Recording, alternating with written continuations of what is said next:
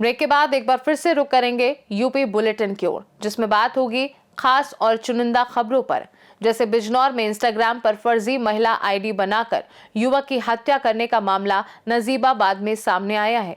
वहीं बताएंगे कैसे रायबरेली में पूर्व विधायक राकेश सिंह ने क्षेत्र के कई गांवों का दौरा कर विकास और जन सेवा का संदेश दिया।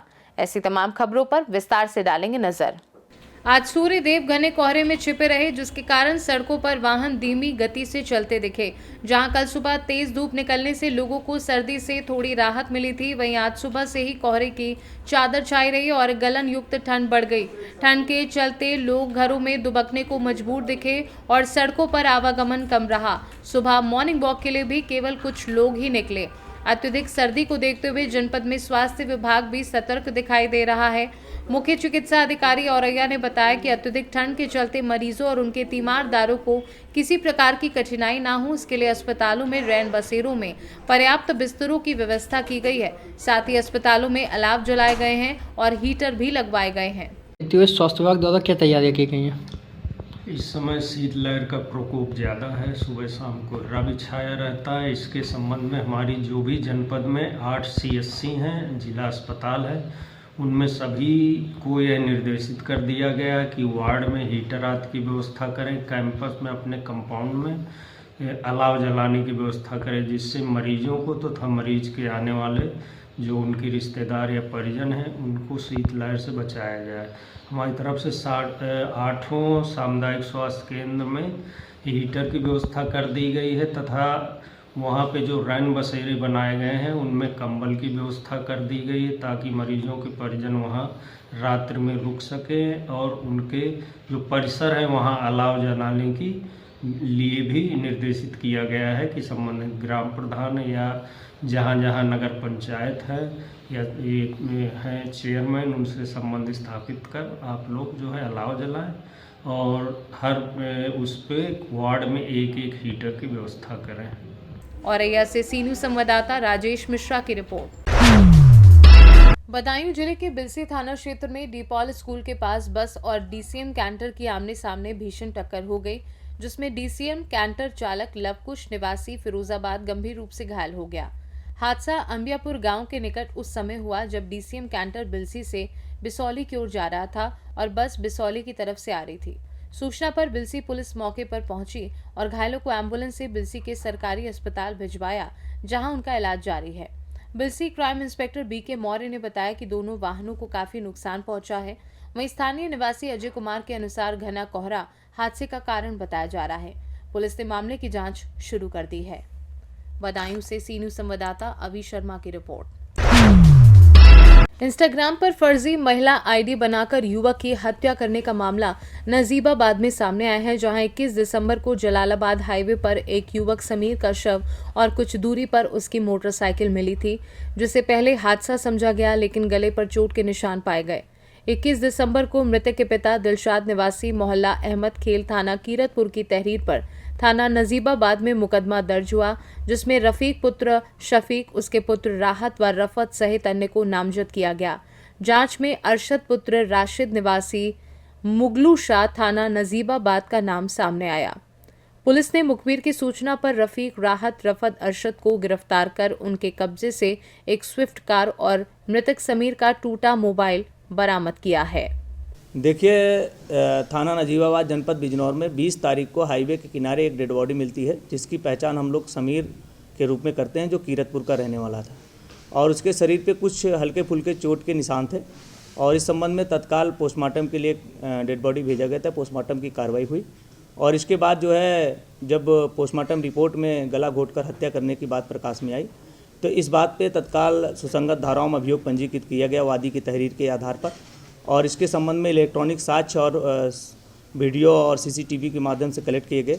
उसमें जो तथ्य निकल के आया कि इसकी हत्या के पीछे इसके सगे चाचा का हाथ था, जिसकी पुत्री के साथ इसके कुछ अपने रिश्ते थे। उस बात को लेकर दोनों परिवारों में अनबन थी और इसी संबंध में इसके सगे चाचा ने जो है अपने परिचित जो है, जो कि दिल्ली का रहने वाला व्यक्ति है, उससे जो है संपर्क किया और पैसे उनको दिए गए और उस पैसों के आधार पे पूरी टीम तैयार की गई और प्लान के तहत जो है 20 तारीख को इस मृतक को जो है नजीबाबाद बुलाया जाता है, जहां पर जो मेन अभियुक्त है इसमें जैनुल जिसका नाम है, अपने साथियों के साथ अरशद, सलीम और जो है आरिफ, उनके साथ मिलकर जो है गाड़ी में इसका गला घोट दिया जाता है मफलर से और इसे एक्सीडेंट का रूप देने के लिए सड़क के किनारे यथावत रूप में रख दिया जाता है और फिर इसके बाद वो लोग वहाँ से फरार हो जाते हैं। इस संबंध में अब तक जो है हमारी जो पुलिस टीम थाना की है और एसओजी टीम जो है और क्षेत्राधिकारी नजीबाबाद पूरे लोगों ने मिलकर जो है बहुत जल्द घटना का अनावरण किए। इसमें अभी तक जो लड़की है उसके पिता, उसके दोनों भाइयों और जो एक अन्य मुख्य अभियुक्त है अरशद, उसे गिरफ्तार किया गया है। उन्हें न्यायिक अभिरक्षा में जेल भेजा जा रहा है। अब घटना में प्रयुक्त जो है स्विफ्ट डिजायर कार और मृतक का जो मोबाइल फ़ोन था उसे बरामद किया गया है। जो अन्य जो अभियुक्त हैं उनको भी जल्द ही गिरफ्तार करके न्यायिक अभिरक्षा में जेल भेजा जाएगा। सर, इसमें जो पैसा देने की, सुपारी देने की बात, वो क्या पूरी घटना है? देखिए, एक्चुअली क्या है, जब ये लोग परेशान हो गए, काफ़ी इन्होंने समझाया बुझाया उस व्यक्ति को, जब नहीं माना तो इस संबंध में जब उन्होंने अपने मित्र जैनुल से संपर्क किया तो जैनुल के द्वारा बताया गया कि हम इसे मार्ग से हटा देंगे, लेकिन इसके लिए पैसा लगेगा। पूरी वाकया अभी तक जो जांच में आया है उसमें तकरीबन 20 लाख रुपए देने की बात प्रकाश में आई रही है जो तय हुआ था, बट अभी तक उनको 5 लाख रुपए दिया गया, जिनमें से 2 लाख ऑनलाइन ट्रांजैक्शन है और 3 लाख रुपए कैश के रूप में है। अब जो अन्य अभियुक्त हैं उनको भी गिरफ्तार करने के बाद जो इंट्रोगेशन होगा उसमें भी बहुत सारी चीज़ें निकल कर आएंगी, उसके लिए अलग से हम आपको बताएंगे। बिजनौर से सीनू संवाददाता सलीम हाशमी के साथ नरेंद्र कुमार की रिपोर्ट। यूपी के चंदौली जनपद के नौगढ़ के सुदूर गांव में जिलाधिकारी चंद्र मोहन गर्ग की प्रेरणा से रामनगर इंडस्ट्रियल एसोसिएशन ने ठंड के जरूरतमंदों को कंबल वितरित किए। ग्राम जमसोती, नौगढ़ और औरवा टांड में लगभग 1000 कंबल बांटे गए। जिलाधिकारी ने कहा कि समाज के अंतिम व्यक्ति तक राहत पहुंचाना प्रशासन और समाज की साझा जिम्मेदारी है और ये उद्योग जगत का सामाजिक प्रयास अनुकरणीय है। उप जिलाधिकारी नौगढ़ विकास मित्तल और तहसीलदार अनुराग सिंह ने कार्यक्रम में सक्रिय सहभागिता कर वितरण कार्य को सुव्यवस्थित किया और ग्रामीणों से संवाद कर उनकी समस्याओं का समाधान सुनिश्चित करने के लिए संबंधित विभागों को दिशा निर्देश दिए। चंदौली से सीनू संवाददाता मधुप श्रीवास्तव की रिपोर्ट। फर्रुखाबाद में उच्च शिक्षा विभाग के तहत भारत रत्न अटल बिहारी वाजपेयी जी के जन्म शताब्दी वर्ष के उपलक्ष्य में सुशासन दिवस पर कलेक्ट्रेट सभागार में विचार गोष्ठी और पुरस्कार वितरण कार्यक्रम आयोजित किया गया। कार्यक्रम का उद्घाटन सांसद मुकेश राजपूत द्वारा अटल बिहारी वाजपेयी के चित्र पर माल्यार्पण और दीप प्रज्वलन से हुआ, जबकि जिलाधिकारी आशुतोष कुमार द्विवेदी ने सांसद को शॉल उड़ाकर सम्मानित किया। सांसद और जिलाधिकारी ने अटल जी के विचारों पर अपने विचार साझा किए और लखनऊ में आयोजित मुख्य कार्यक्रम का सीधा प्रसारण भी देखा। इस अवसर पर भाषण, एकल काव्य पाठ और निबंध लेखन प्रतियोगिताओं के विजेताओं को पुरस्कार प्रदान किए गए। भाषण प्रतियोगिता में निवेदिता अवस्थी को प्रथम पुरस्कार 10,000, शिवम कुमार को द्वितीय 5,000 और आदित्य रतन शाके को तृतीय पुरस्कार 2,500 रुपए मिले। एकल काव्य पाठ में निवेदिता अवस्थी को प्रथम 10,000, पल्लवी अग्निहोत्री को द्वितीय 5,000 और मंजू को तृतीय पुरस्कार 2,500 दिया गया। निबंध लेखन में आदेश कुमार को प्रथम 5,000, दिव्या श्रीवास्तव को द्वितीय 3,000 और कामिनी महिसई को तृतीय पुरस्कार 2,000 दिए गए। कार्यक्रम में पुलिस अधीक्षक आरती सिंह, मुख्य विकास अधिकारी, जिला विकास अधिकारी, पीडी, डीआरडीए, जिला विद्यालय निरीक्षक और अन्य विभागीय अधिकारी एवं कर्मचारी उपस्थित रहे। शासन दिवस बनाया गया, अटल बिहारी वाजपेयी जी का जन्मदिन भी, तो क्या सर पूरा मामला था? देखिए, अटल बिहारी वाजपेयी जी के शताब्दी वर्ष को मनाया जा रहा था। एक सप्ताह से सुशासन दिवस के बारे में विभिन्न स्तरों पर चर्चाएँ हुई, प्रतियोगिता, एकल कविता पाठ, निबंध प्रतियोगिता आदि चले और उसी में बच्चों को हर तीनों क्षेत्र में प्रथम, द्वितीय, तृतीय पुरस्कार दिए गए। 9 बच्चों को पुरस्कृत किया गया और उनके व्यक्तित्व और कृतित्व के बारे में बच्चों को, जनसामान्य को से चर्चा की गई, विमर्श किया गया और उनसे प्रेरणा ली गई। आज ही महामना पंडित मदन मोहन मालवीय का भी जन्म जयंती था, तो उस संदर्भ में भी कार्यक्रम हुए। फर्रुखाबाद से सीनू संवाददाता आदेश शर्मा की रिपोर्ट। फतेहगढ़ स्टेडियम में सांसद खेलकूद प्रतियोगिता का गुरुवार को समापन हुआ, जिसमें 5 विधानसभा क्षेत्रों के विजेताओं को मेडल, प्रशस्ति पत्र और ट्रैक सूट देकर सम्मानित किया गया। समारोह के दौरान कुछ प्रतिभागियों ने नकद पुरस्कार न मिलने पर हंगामा किया और ट्रैक सूट पर प्रशस्ति पत्र रख दिए। खिलाड़ियों और अधिकारियों के बीच तनातनी बढ़ी, जिससे पुलिस को बुलाना पड़ा और कुछ खिलाड़ियों को हिरासत में लिया गया। सांसद ने प्रतिभागियों की बातें सुनी और स्पष्ट किया कि प्रतियोगिता में नकद पुरस्कार की कोई व्यवस्था नहीं थी, लेकिन विजेताओं को ट्रॉफी, मेडल, प्रशस्ति पत्र और ट्रैक सूट दिए गए। उन्होंने अलीगंज विधानसभा की टीमों के अच्छे प्रदर्शन की सराहना भी की। क्या नाम है? नाम ऋषभ कुमार। अच्छा, यहाँ क्या खेल रहे थे? कबड्डी। हाँ, राजा के रामपुर अलीगंज ब्लॉक से आए हैं। कुछ इनाम ही नहीं मिला, ट्रक सूट मिले। हर जगह 71,000 रुपया फर्स्ट प्राइज है। जूनियर में टीम चैंपियन बनी है। बताओ इनसे क्या होगा? ये कुछ होगा? जिंदगी भर खेलते हैं, पैसा लगता है, अलीगंज से अप डाउन करते हैं। रामपुर के लिए पेट्रोल तक के रुपए नहीं मिले। यहाँ किराया खर्च हुआ, कुछ भी नहीं मिल रहा है। बस भैया धन्यवाद।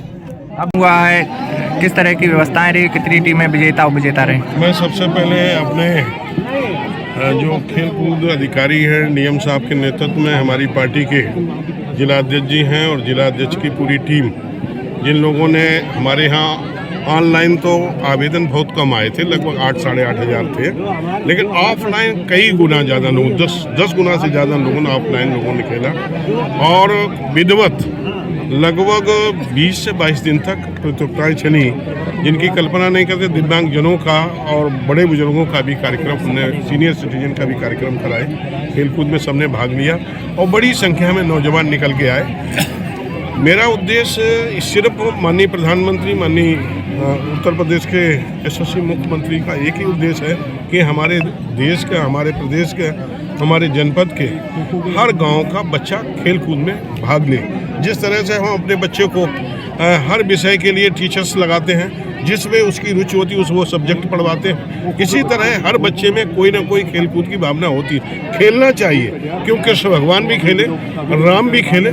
खेल से क्या है कि बॉडी स्वस्थ रहती है और स्वस्थ बॉडी में स्वस्थ मस्तिष्क होगा और स्वस्थ मस्तिष्क होगा तो उसका पढ़ाई लिखाई में भी दिमाग लगेगा और उसकी रुचि लगेगी और जल्दी ही वो टॉपर बनेगा। इस देश को सशक्त बनाने में, इस देश को मैं कह सकता हूं कि विकसित राष्ट्र बनाने में अपना महत्वपूर्ण योगदान दे सकेगा।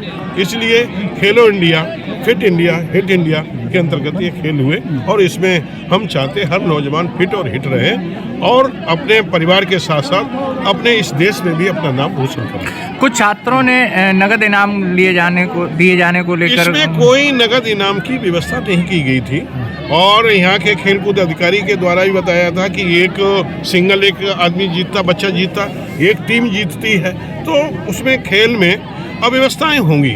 अब किसी को हम 5100 रुपये एक व्यक्ति को देंगे और खिलाड़ी, एक टीम है जिसमें 14 लोग या 12 लोग हैं, 11 लोग हैं, उस टीम को हम या तो सबको 51 विजेता को दें, नहीं एक खेलता, तो इसलिए ये मत रखिए।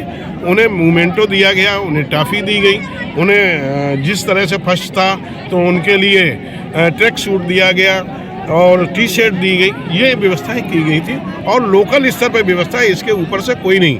यहाँ लोगों में खेलकूद की भावना नौजवानों में कैसे आए वो तो आपने देखा है, कितने बच्चे खेलकूद में आगे निकल के आए। अलीगंज विधानसभा टीम से कबड्डी की टीम आई थी, उसका कहना है कि हम जीते थे और उससे ट्रैक सूट और प्रशस्ति वापस कर दिए और रखे हुए हैं। तो मैं बात करूंगा, जैसे हमारे अधिकारियों ने मुझे, हाँ अलीगंज की बात नहीं कह पाया, अलीगंज के बच्चे हर खेल में अच्छा खेले, जीते, कितने जीते ये तो नहीं मालूम, कुछ फर्स्ट राउंड में भी आए, कुछ सेकंड में भी आए, लेकिन हाँ जो सेकंड में भी आए बहुत अच्छा खेले हैं और मैं उन्हें बधाई देता हूँ।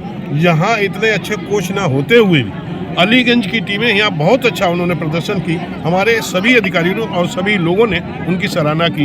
तो इसलिए मुझे लगता है कि हर जगह जहाँ पर पिछड़ी एरिया के भी लोग बच्चे आ रहे हैं वो बहुत अच्छा खेल रहे हैं, मैं उन्हें ढेर सारी शुभकामनाएं अलग से देता हूँ। फर्रुखाबाद से सीनू संवाददाता आदेश शर्मा की रिपोर्ट।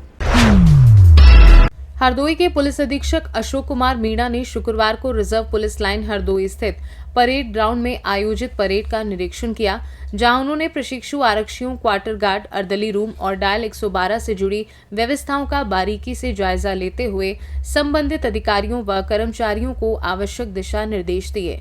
निरीक्षण के दौरान सहायक पुलिस अधीक्षक शाहबाद और प्रतिसाद निरीक्षक भी मौजूद रहे, जबकि पुलिस अधीक्षक ने अनुशासन, समय पालन और कार्यकुशलता पर विशेष जोर देते हुए सभी को अपने दायित्वों का निष्ठापूर्वक निर्वहन करने के निर्देश दिए। हरदोई से सीनू संवाददाता जितेंद्र की रिपोर्ट। हरदोई में लिफ्ट देने के बहाने ठगी करने वाले गिरोह के खिलाफ सांडी पुलिस को बड़ी सफलता मिली है। गंगा एक्सप्रेसवे पर हुई मुठभेड़ के दौरान कन्नौज जिले के तिरवा थाना क्षेत्र निवासी शातिर बदमाश प्रदीप उर्फ दीपू को गिरफ्तार किया गया, जबकि उसका एक साथी फरार हो गया। गिरफ्तार बदमाश के पास से 10,900 रुपए नकद, एक मोटर आधार कार्ड, 315 बोर का तमंचा और एक जिंदा कारतूस बरामद हुआ। पुलिस के अनुसार 25 दिसंबर को कुवरियापुर निवासी एक व्यक्ति को लिफ्ट देने के बहाने ठगी का शिकार बनाया गया था। सांडी पुलिस ने घेराबंदी और मुठभेड़ के दौरान कार्यवाही करते हुए बदमाश को गिरफ्तार किया है और फरार साथी की तलाश जारी है। वहीं कानूनी कार्यवाही भी जारी है। दिनांक 18/12/2025 को थाना क्षेत्र सांडी में एक टप्पेबाजी की घटना हुई थी।